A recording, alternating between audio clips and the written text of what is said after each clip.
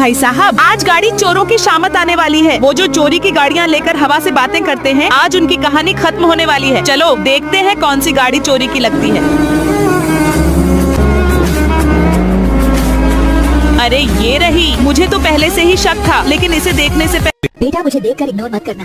इस बार जो भी एग्जाम में अच्छे नंबरों से पास होना चाहता है, मैं उसे पास कर दूंगी। मगर मेरा भी एक काम करना होगा। तुम्हें इस वीडियो को एक लाइक और चैनल को सब्सक्राइब करना होगा और अपने 4 सच्चे मित्र को शेयर करना होगा। और मेरे बेटे जाते जाते कमेंट में लास्ट में गाड़ी का ऐसा कचूमर बना कि चोर भी सोचेंगे गलती हो गई, माफ कर दो।